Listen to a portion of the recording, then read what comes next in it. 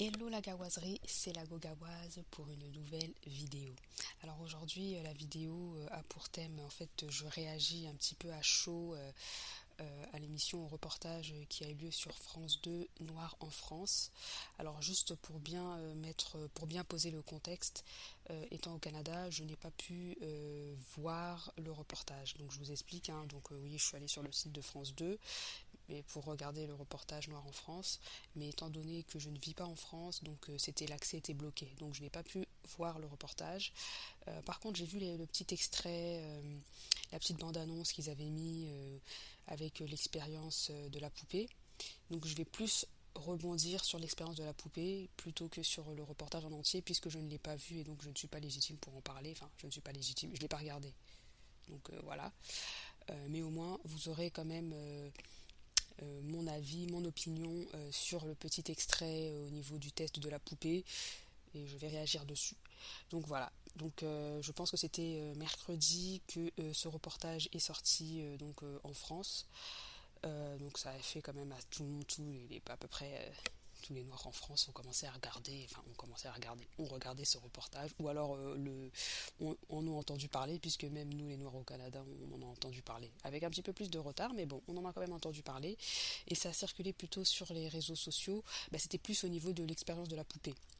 Alors moi, ce qui me revient, c'est que donc déjà, pour ceux qui ne savent pas c'est quoi l'expérience de la poupée, bon, vous avez quasiment tous regardé le reportage, vous savez c'est quoi, mais à l'origine, cette expérience-là, en fait, elle vient des États-Unis. C'est un psychiatre américain qui avait fait dans les années 40 ou 50, je ne sais plus vraiment, mais qui avait fait ce test pour voir en fait à quel point le racisme affectait les enfants. Et avec les résultats en fait de ce test, ils ont compris en fait que les enfants avaient complètement intériorisé le racisme. Et quand on dit intérioriser le racisme, ça veut dire que voilà, ça veut dire ce que ça veut dire. Ça veut dire que ils préféraient les autres plutôt qu'eux-mêmes. Voilà.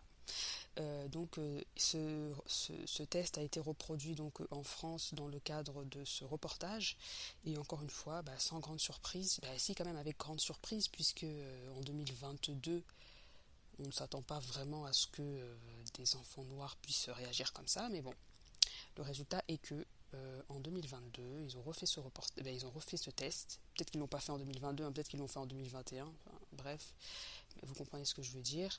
Mais en tout cas, ils ont refait ce test avec des enfants noirs, avec des enfants afro. Je pense qu'il y avait une petite fille métisse également parmi les enfants qui ont été interrogés. Et comme par hasard, hein, voilà, c'est que systématiquement les enfants choisissaient toujours la poupée blanche. Alors on leur disait quelle est la poupée la plus jolie ou quelle est la poupée la plus belle. Oh, la poupée blanche. Quelle est la poupée que tu préfères? La poupée blanche. Quelle est la poupée à laquelle tu ressembles? Bah oui, forcément tu ressembles pas à la poupée blanche, tu ressembles à la poupée noire. Mais bon, voilà, les enfants choisissaient la poupée noire. Quelle est la poupée pourquoi tu n'aimes pas la poupée noire? Ou bien pourquoi tu n'as pas choisi la poupée noire? Oh, elle est moche. On est en 2022. L'esclavage c'est fini depuis plusieurs siècles. La colonisation c'est fini depuis plus de 60 ans. Et on en est encore là. Parce que des enfants choisissent des poupées blanches pendant qu'eux sont noirs. Alors il faut m'expliquer. Moi ce que je vois là clairement, c'est des parents qui n'ont pas fait leur travail. Alors je suis désolée, mais après, tous les parents ne peuvent pas, puisque bon, il y a des parents qui sont pas, on va dire, aware, qui sont pas conscients de toutes ces choses, de toutes ces implications, etc., qui n'ont pas de fierté, etc., qui n'ont pas de fierté, vous comprenez ce que je veux dire, donc qui ont encore intériorisé le racisme et qui se sentent encore, qui ont encore le complexe d'infériorité, qui se sentent pas valables, qui se sentent pas qui ne sont voilà, qui n'ont pas confiance en eux, etc. Donc ça, voilà, ça se comprend, mais quand même, c'est pas possible qu'en 2022, on en soit encore là. Et c'est la vidéo que je vous avais faite, hein, je vous avais faite en début d'année, là, on est encore en début d'année, mais bon, la vidéo que je vous avais faite le 8 janvier, où j'expliquais qu'allez-vous laisser à vos enfants, c'est le moment d'y penser. Et là, en fait, c'est encore le même sujet, le même thème. On a encore des enfants qui ont intériorisé le racisme parce que euh, le traumatisme intergénérationnel, le traumatisme historique n'a pas été brisé, n'a pas été déconstruit, parce qu'on leur a pas enseigné à s'aimer. Ces enfants-là, on ne leur a pas enseigné à s'aimer eux-mêmes, on ne leur a pas enseigné que leur couleur de peau est belle, on ne leur a pas enseigné que leurs cheveux sont bons, on ne leur a pas enseigné qu'ils doivent s'aimer, on ne leur a pas enseigné la confiance en soi, on ne leur a pas enseigné tout ça, la fierté identitaire, la fierté, je ne veux pas dire raciale, mais bon, la fierté identitaire, la fierté nationale, la fierté... on ne leur a pas enseigné ça, on ne leur a pas enseigné leur histoire, on ne leur a pas expliqué, écoute, je sais pas moi... et j'écoute Karima ou écoute Sabrina, je sais pas, je dis n'importe quel nom. On ne les a pas fait asseoir pour leur dire, leurs parents n'ont pas fait le travail en fait. C'est ce que ça veut dire. Ils leur ont pas dit, voilà, tu viens de tel pays, moi je viens de tel pays, tu es né en France certes, mais on n'oublie pas que tes parents viennent de tel pays ou alors sont nés en France aussi, mais que leurs grands-parents, que leurs parents à eux viennent de tel pays, etc. Et voici comment ça s'est passé. Oui, vous allez me dire, ils sont petits, 7 ans, 8 ans, mais non, en fait. C'est maintenant que ça se joue. C'est maintenant qu'il faut enseigner les bases aux enfants. C'est pas quand ils auront 16, 17, 18 ans et qu'ils vont voir leurs amis qu'il faudra leur enseigner quelque chose. C'est maintenant. Moi, quand je vois ça, c'est la faute des parents. Je suis désolée, mais c'est complètement la faute des parents. C'est les parents qui leur ont pas enseigné, à s'aimer eux-mêmes, qui leur ont pas enseigné à avoir confiance en eux, qui leur ont pas, par exemple, aux petites filles noires, qui leur ont pas acheté des poupées noires ou je sais pas. C'est la faute des parents parce que c'est pas possible. C'est pas possible qu'après toutes ces années, tous ces siècles qui sont passés, on en soit encore rendu au même niveau, avec les mêmes proportions. C'est même pas comme si on a une évolution. Il y a à peu près 40% des enfants noirs qui ont choisi la poupée blanche, mais 60% ont choisi la poupée noire. Même pas, là c'est quasiment dans les 70, 80, 100, voire 100% des enfants qui choisissent la poupée blanche. Qu'est-ce que ça veut dire? Les parents n'ont pas fait le travail.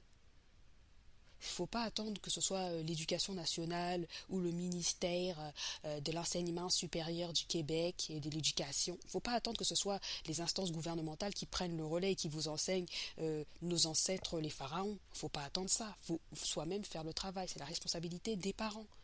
Moi, je ne comprends pas qu'en 2022, à notre époque, pas forcément en 2022, mais qu'à notre époque, on ait encore des enfants, une grande proportion des enfants afro qui choisissent systématiquement la poupée blanche par rapport à la poupée noire, alors qu'eux-mêmes sont noirs. Ça veut dire qu'eux-mêmes, ils ont intériorisé le fait qu'ils ne s'aiment pas.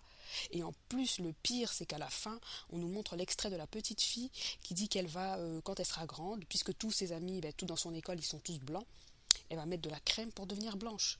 Qu'est-ce que ça veut dire? L'enfant ne peut pas inventer, mettre de la crème pour devenir blanc. Qu'est-ce que ça veut dire? Ça veut dire qu'à la maison, il y a sa maman ou son papa ou je sais pas, quelqu'un de la maison, de la famille qui met des crèmes éclaircissantes. Voici le modèle que vous renvoyez à vos enfants. Non, non, ma peau elle est pas belle, il faut que je mette de la crème éclaircissante pour changer ma couleur, parce que ma couleur elle est pas belle. Voici ce que vous envoyez à vos enfants. Et voilà, et après on s'étonne que l'enfant choisisse une poupée blanche, mais forcément. Si à la maison il voit un parent qui met de la crème éclaircissante parce qu'il n'aime pas sa peau, parce qu'il veut avoir une peau plus claire, bah forcément l'enfant il va tout de suite faire le lien que la peau noire elle est pas belle. Moi je trouve ça vraiment hallucinant qu'encore à notre époque on a encore des enfants, on refait plus de je ne sais combien d'années après, plus de 60 ans après, on refait le même test et on a encore les mêmes résultats, dans les mêmes proportions. On aurait dit il y a 30% d'enfants ou 40% d'enfants afro qui ont choisi la poupée blanche, mais 50 ou 60 ou 70% des enfants afro ont choisi la poupée noire. Ok, il n'y a pas de problème. On va dire bon, bah écoutez, voilà, c'est comme ça, on peut pas être à 100%, mais que encore systématiquement une grosse proportion des enfants afro choisissent systématiquement les poupées blanches alors qu'eux-mêmes sont afro, ça veut dire qu'il y a un manque d'éducation, ça veut dire que leurs parents ne leur transmettent pas la confiance en eux, ne leur transmettent pas l'amour de soi, ne leur transmettent pas la fierté de soi, ne leur transmettent pas leur histoire, c'est clairement ce que ça veut dire. C'est pas possible d'avoir des enfants de 7 8 ans qui se voient noirs, mais qui se disent parce que j'aime pas le noir. Mais tu es quoi, ma petite? Tu es quoi? Tu es beige? Tu es violette? Tu es verte? Tu es rose? Tu es bleue? Je comprends pas. C'est que les parents n'ont pas fait le travail. Parce que oui, effectivement, le dehors, l'extérieur, le monde extérieur est hostile. Ça, on le sait. On le sait que le monde extérieur est hostile. On le sait qu'il y a du racisme, on le sait qu'il y a de la discrimination, on le sait qu'il y a de l'hostilité, on le sait. Mais qu'est-ce que font les parents à la maison? Comment les parents outillent leurs enfants pour que les enfants puissent avoir les armes nécessaires, les outils nécessaires pour se défendre, pour s'affirmer, pour être sûrs d'eux-mêmes, pour être confiants en eux? Comment ça se fait? Et vous allez me dire, ah mais c'est juste des enfants, il faut pas leur mettre toute cette charge. On n'a pas dit qu'on va faire des enfants des militants, là. On n'a pas dit, on va amener les enfants manifester dans les rues Black Lives Matter. On n'a pas dit ça. Mais on a dit des enfants qui sont confiants. Moi, je me rappelle que la première fois que je suis arrivée au Canada, les petits enfants de 5-6 ans, ils sont confiants. Enfin, quand je dis ils sont confiants, c'est-à-dire que tu les vois, mais ils n'ont pas peur de parler, ils n'ont pas peur de s'affirmer. Et t'es là, waouh, et on m'a expliqué que en fait, quand ici, dans le système éducatif, le système scolaire canadien, les enfants, on les habitue très tôt à faire des présentations orales. Donc ils doivent passer, je sais pas, ils peuvent avoir 6 ans, même des fois ils sont à la maternelle. Je me rappelle que j'avais eu l'exemple d'un enfant, on m'avait dit qu'il était à la maternelle, il devait faire un mini exposé sur le Père Noël, quelque chose comme ça. On les habitue très tôt à passer devant pour parler. Alors nous, quand on arrive, on vient de l'étranger, on est là, on a le trac, on a 18 ans, on a 19 ans, on a 20 ans, on n'arrive pas à parler devant, on a un peu peur. Eux, c'est naturel. Et quand on leur pose la question, mais comment ça se fait que vous êtes là, vous passez devant, vous faites des exposés, vous n'avez pas peur, vous vous exposez comme ça, vous parlez, c'est fluide, etc. Ils t'expliquent qu'en fait, depuis son petit, on fait des exposés, ils passent devant. Donc ça fait qu'ils ont pris cette habitude très tôt. Et au final, quand ils sont adultes, ils n'ont plus peur. Cette peur-là, ils l'ont dépassée depuis très longtemps. Pourquoi est-ce que pourquoi est-ce que les parents afro ne font pas ça à leurs enfants? Pourquoi est-ce qu'ils ne leur enseignent pas à être fiers d'eux? Ils ne leur enseignent pas à s'aimer eux-mêmes? Ils attendent que ce soit les panafricanistes ou je sais pas, les militants Black Lives Matter, les militants antiracisme, etc., ou de l'école de la République, qui est un éclair de génie pour leur enseigner ça. Ce n'est pas leur rôle. Ce n'est pas leur rôle. Vous, en tant que parents, c'est votre rôle, c'est de votre responsabilité d'outiller vos enfants.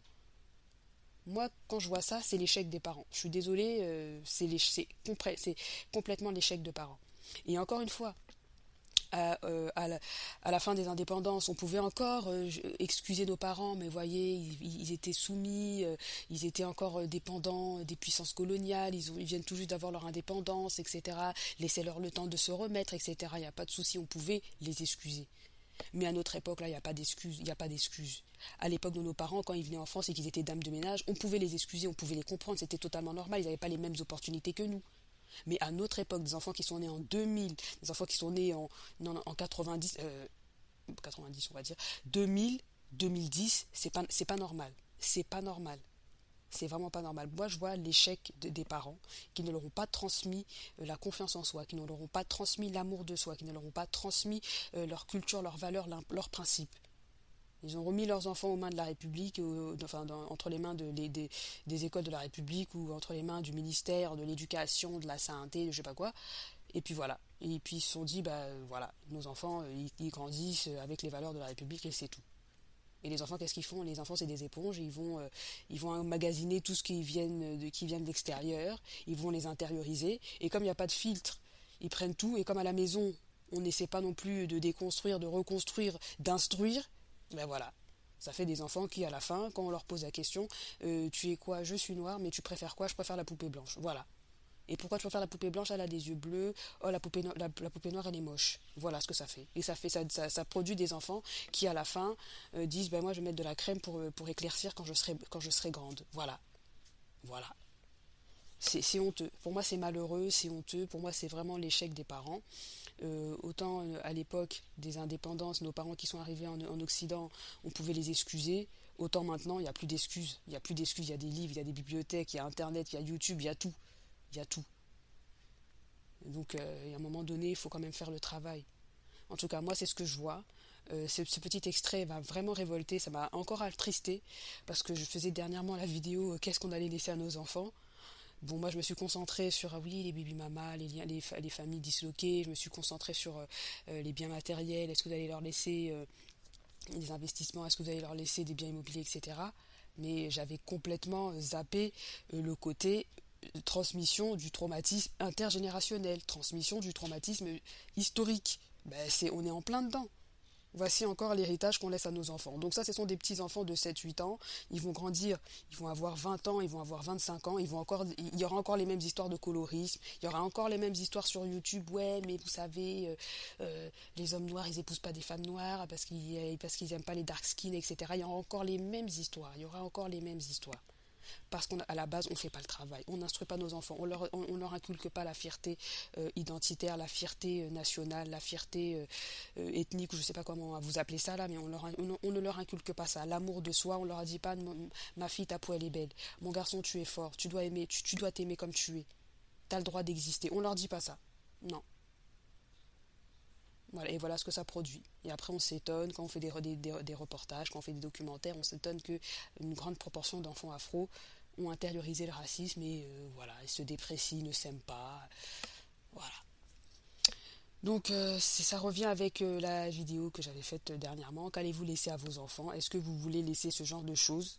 Est-ce que vous, en tant que parents ou futurs parents, vous voulez que quand on fasse le test de la poupée à vos enfants choisissent systématiquement la poupée blanche quand vous êtes noir, quand votre enfant est noir, et qu'en plus de ça, ils dénigrent la poupée noire en disant mais parce qu'elle est moche, parce qu'elle est noire et j'aime pas le noir.